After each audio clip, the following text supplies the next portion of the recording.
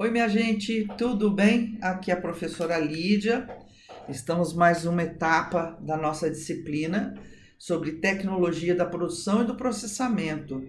Hoje nós vamos falar sobre a própolis. A própolis, a resina vegetal, não é o própolis. Muito bem, minha gente. O que seria? Aqui a gente está vendo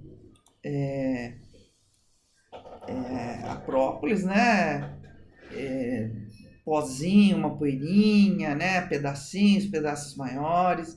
E lá no frasquinho ela já está sobre exposição no álcool, né? Bom, muito bem. A própolis ela tem um aroma típico e que realmente varia em função da fonte vegetal que ela está capturando esse material. Muito bem.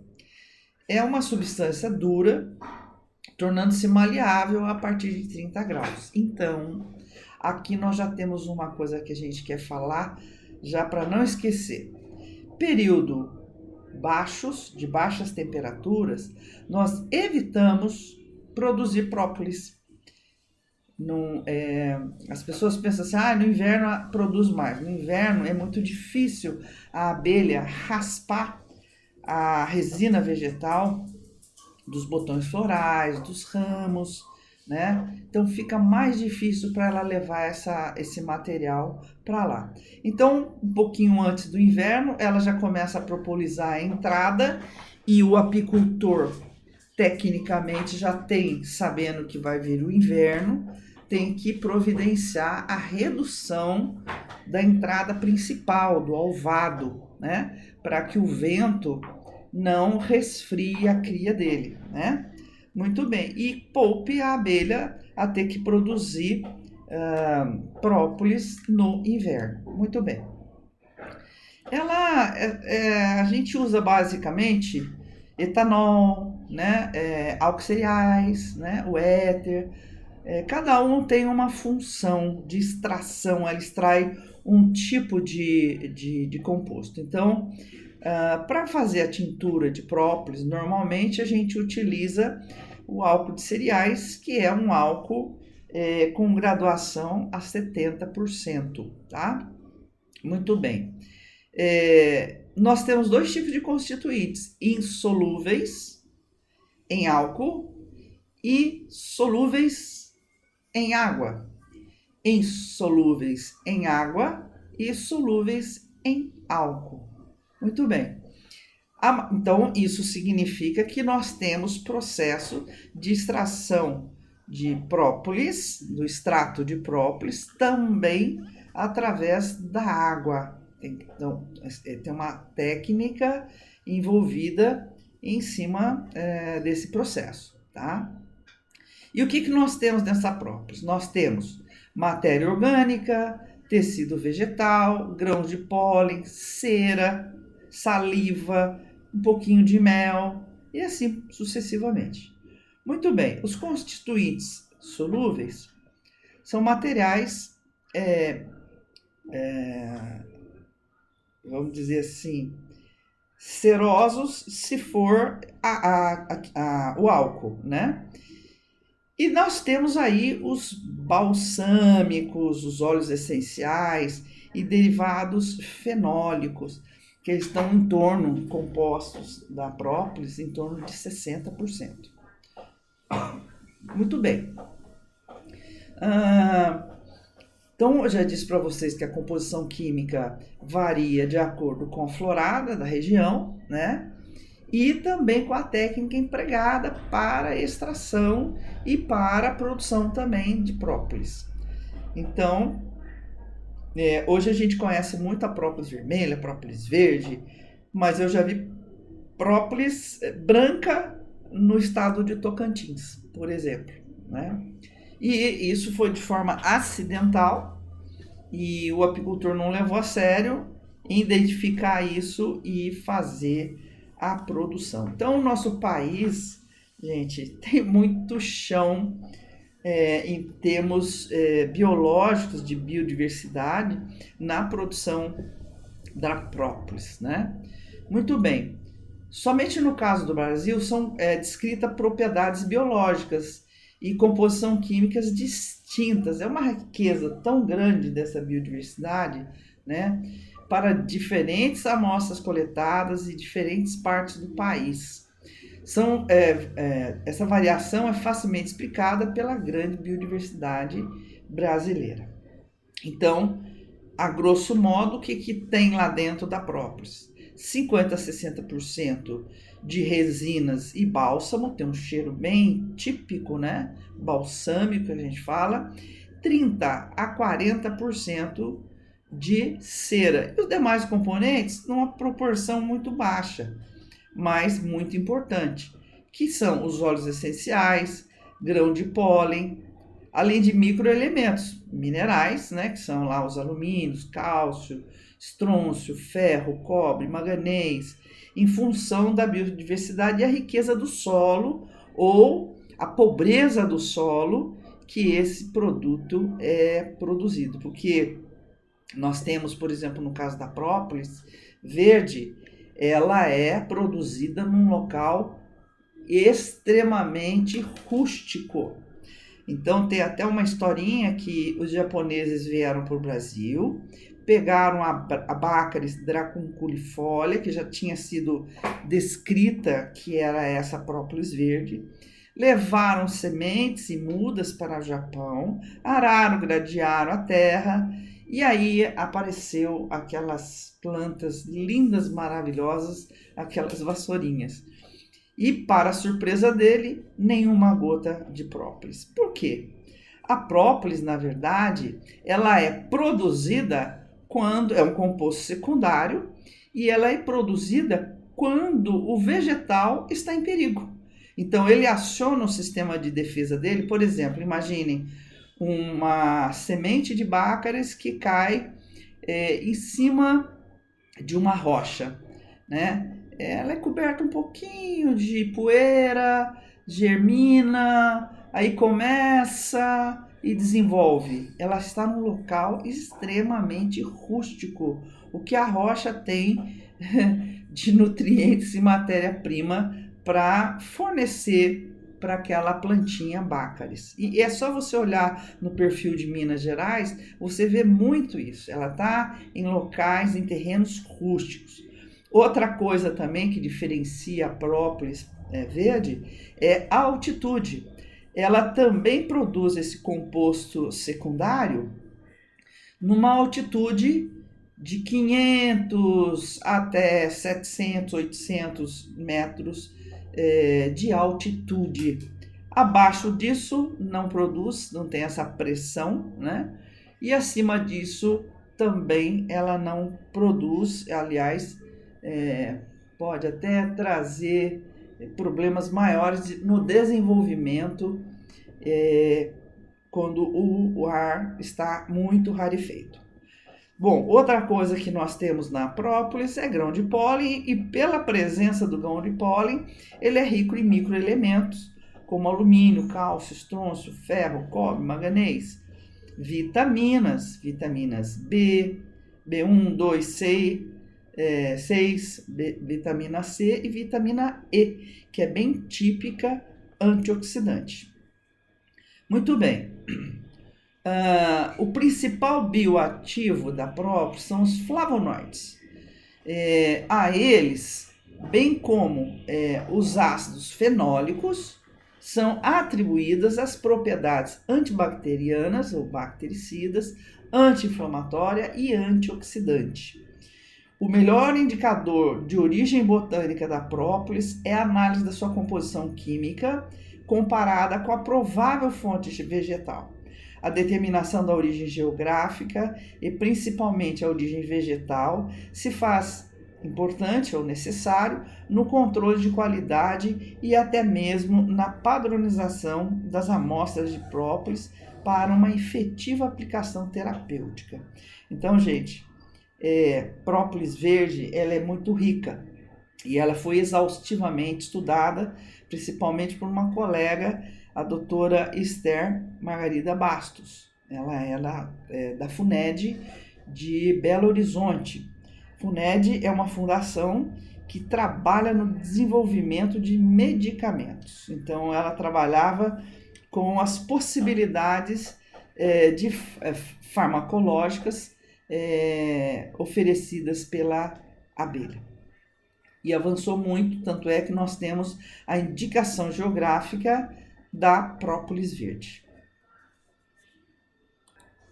Bom, a própolis verde, ela tem sido objeto de estudos farmacológicos devido à sua ação, às suas propriedades, como já dito, bactericida, fungicida, antiviral, anti-inflamatória, hepatoprotetora, antioxidante, antitumoral e imunomodulatória, ou seja, ela tem essa propriedade de elevar o sistema imunológico do ser humano.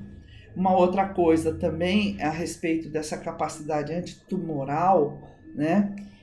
No Japão existem tratamentos, a pessoa ela é internada no hospital, tem um seguro de vida e é dado para ela uma overdose de própolis verde.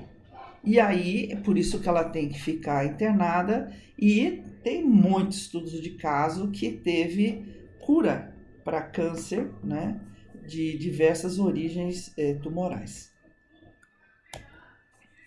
Muito bem. A própolis, o nome está dizendo própolis, ou seja, pró aquilo que vem antes, polis é cidade. Então, a própolis, tipicamente, ela é traduzida em uma barreira, né? É como se fosse uma barreira de ar. Você vai entrar no supermercado, você tem que entrar e toma um vento, né, no supermercado. Aquilo lá é para dar uma limpadinha no seu corpo, alguma sujeirinha que esteja aderido no seu corpo, né? Tem gente que gosta até, né, de ficar no calor debaixo dessa cortina, né, de ar. A própolis, ela é uma cortina antisséptica. A abelha vem do campo contaminada, ok? Ela passa numa água, numa poeira, numa sujeira e vem para dentro da colmeia. E forma-se um campo antisséptico nessa área contida a própolis. Então, é bem interessante que vai ter, então, vai proporcionar a defesa da colmeia. Bom, as abelhas revestem a colmeia toda com própolis, tanto para proteger quanto para defender sua cidade de infecções. Por exemplo, ela não conseguiu tirar um besouro lá de dentro, ela propoliza, porque é grande, né? Se ela não conseguir picar e jogar para fora, um rato, ela propoliza, ela mata e propoliza. Ela isola. Uma cobra também já foi encontrado em colmeias, assim, enxames em cupim. Então, assim, antes de um enxame entrar num cupim, as campeiras, né, que está providenciando a nova casa, ela propoliza totalmente aquela panela, né, aquele buraco do cupim, para que nada tenha contato com a terra. Então ela propoliza tudo. Também, cada vez que ela vai utilizar o alvéolo, ela passa uma camada de própolis. Tanto é que quando a colmeia vai ficando com os favos muito escuros, cerca de um ano mais ou menos, por vários usos, eu tenho que trocar esse quadro de favos. Por quê? Porque vai diminuindo o espaço interno e aí eu vou ter uma abelha menor e menos produtora. O que acontece na natureza? Na natureza a gente não vai lá trocar o favo da abelha, nem ela consegue. Então o que ela faz? Ela vai roendo né? Aquele favo descartado, entre aspas, né? E ela constrói de novo uma base com os favos novos. E é assim o ciclo vai acontecendo, ok? Muito bem. A própolis, ela é muito antiga, né? É uma medicina popular utilizada há 300 anos antes de Cristo, né? Pelos persas, gregos, romanos, incas, né? Os egípcios conheciam bem as propriedades de antiputrefação. Então, elas aplicavam, eles mumificavam, né? Os importantes reis, né? Passavam então a tintura de própolis, né? E aí isso conservava, ficava totalmente preto, né? Secava, perdia a umidade, e então ela era uma forma de tratamento do tecido mais externo, né? Dos grandes reis. Na França, desde o século XVI, o termo própolis aparece em escritos literários, né? Na Segunda Guerra Mundial, foi experimentada em clínicas soviética com excelentes resultados.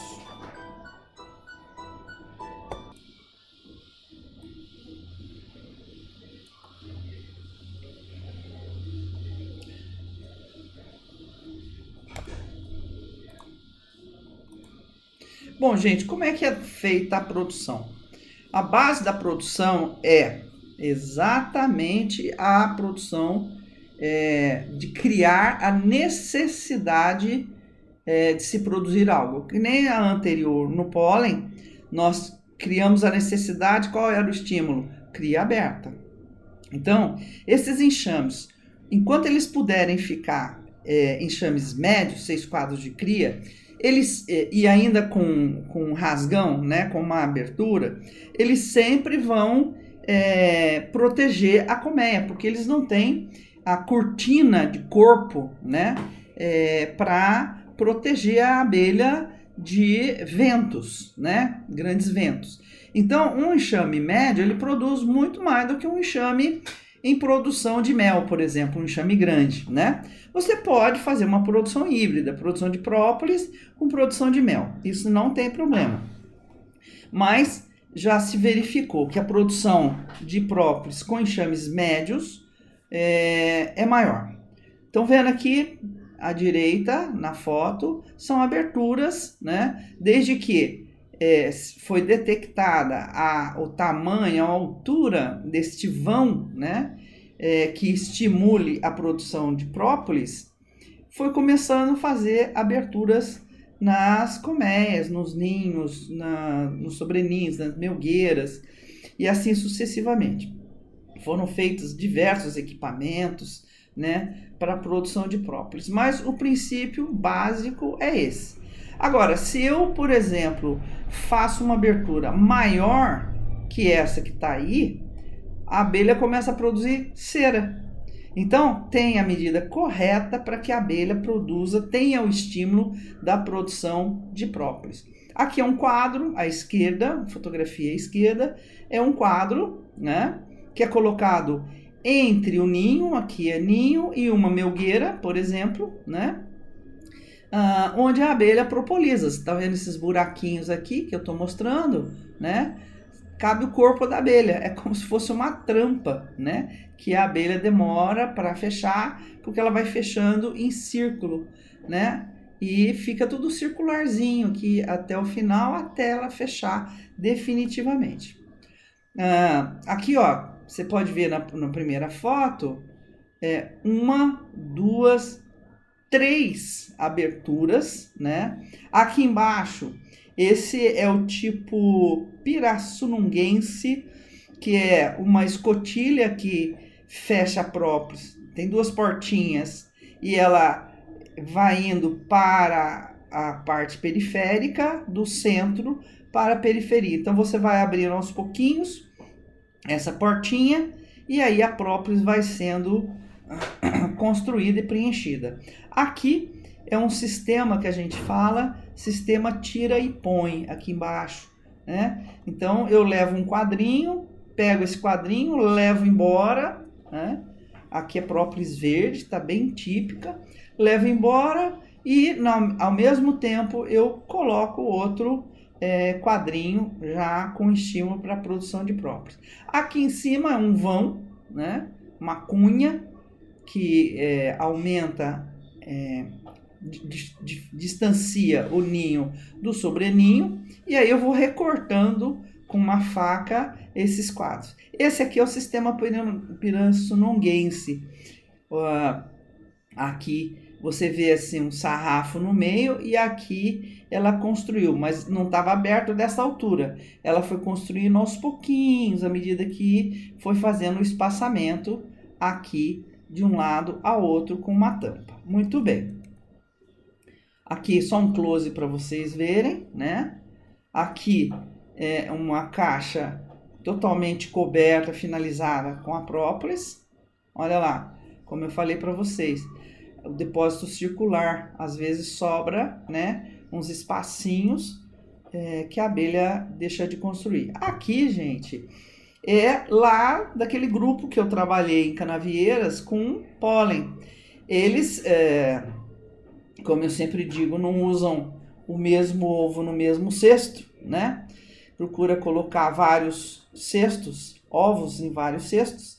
Então aqui, como é mangue, né, bastante mangue que eles têm, eles também estão produzindo própolis vermelha, né, nessas colmeias. Não produzem pólen, mas ela é especializada em produção de própolis. Então eles tiram e tem a exportação para a França. Eles têm um exportador, né, porque eles têm um entreposto cifado Brasil. Eles não têm um entreposto ainda para exportação. Então ele usa outro entreposto que vem buscar a própolis vermelha deles, tá? Bom, aqui todas as tirinhas formaram, como vocês estão vendo aqui, um queijo, né, que a gente fala, tá? E aí esse queijo é empacotado, tá? Tira-se o ar, coloca-se no mínimo 48 horas no freezer para tratamento sanitário, matar traça, ovos, ácaros, etc., né? Bactérias, fungos presentes na amostra, tá? E aí fazer então o encaminhamento para exportação. Olha lá, eles fazem uma rotulagem, né? Própolis vermelha e fazem um encaminhamento. Aqui vocês podem ver própolis marrom, né? Própolis vermelha do lado direito e própolis verde do lado esquerdo. Aqui vocês podem ver, né, uma tintura de própolis, né? Como é que ela fica? Ela fica vermelhinha, né, na hora de tomar. Muito bem. Algumas utilizações da própolis, ela vem combatendo micoses. Tanto é que vocês podem ver essas unhas, né, que eles falam unheiro, né? E aí vai a utilização da própolis, vai combatendo esse fungo até que ele consegue, então, curar, né, essa unha. Muito bem. Também para fazer não só tintura, né, como a gente vê aqui, tintura, mas também aqui é cachaça, canjejim que a gente fala, né, típico do Mato Grosso, né, própolis, sabonete, né, cápsulas, né, comprimidos, mel composto com própolis, e shampoos, né, dentifrícios, né, ou seja, sabonetes, cremes para pele e assim por diante. Então, a própolis ela tem mais utilidade, a linha cosmética, né, e isso é bem interessante, mas quem mais compra própolis do Brasil é França, Japão, China, não é aqui no Brasil para desenvolver. São pequenos ainda, apesar de Protex ser uma indústria de alimentos, de cosmético importante no Brasil, você vê que ela não diversifica, ela poderia ter outras coisas de mel, enfim, utilizar mais os produtos da colmeia, né, na linha cosmética. Muito bem, gente, existe então um parâmetro regulatório, regularizado pela Instrução Normativa do MAPA de 3/01 de 2001. Eu tenho as condições físico-químicas para própolis extrato e tenho a instrução normativa para própolis bruta. Existem algumas diferenças, né? O problema da própolis está aqui, ó, na atividade de oxidação, tá? Os outros são importantes? São. É importante você saber quanto que tem de flavonoides, quanto tem de compostos fenólicos, mas aqui essa atividade de oxidação vai saber se essa própolis, na hora da coleta, ficou muito tempo exposta ao sol, né? E aí, então, oxida, tá certo? Ou então é uma própolis muito velha. Então, isso é revelado principalmente nas análises físico-químicas. São importantes os índices de cera, não pode passar, né? Os limites máximos, limites mínimos da legislação. Mas, resumindo, são coisas mais importantes que a gente quer que vocês gravem. Bom, gente, tem aí pesquisadores fantásticos como a professora Cristina Marcucci, o professor Ricardo Orsi fez um trabalho muito bonito com própolis de Goiânia, que teve aquele césio, né, versus um própolis da Chernobyl, né? Então, e ele foi fazer isso fora, foi fazer na Itália essa análise, e ele verificou que a nossa super contaminação da própolis em Goiânia, do césio, né, já não tinha mais índice de contaminação. E a Chernobyl, nós fizemos nosso doutorado em 2004. Até lá, ainda havia contaminação, já fazia alguns anos, eu não me lembro de cabeça, né, quando que estourou a usina lá, né, de urânio, mas até hoje, aos dias de hoje, o que a legislação fizeram na legislação? Eles aumentaram índices para permitir regularização dos parâmetros físico-químicos. Isso é um absurdo, né? Tá impróprio, né, gente? Então, são coisas que a gente vê no dia a dia aí, alguns absurdos, pessoas que não sabem. Não, mas está dentro do parâmetro porque eles elevaram os parâmetros físico-químicos de um dado produto, porque não vai conseguir mais baixar esses parâmetros. São esses jogos aí, né, nocivos, né, que a gente encontra por aí. Muito bem, vamos nos encontrar até mais tarde, né, e espero que vocês se preparem para a gente, então, bater um papo e tirar as dúvidas do aspecto de produção e de processamento de própolis apícola. Um abração.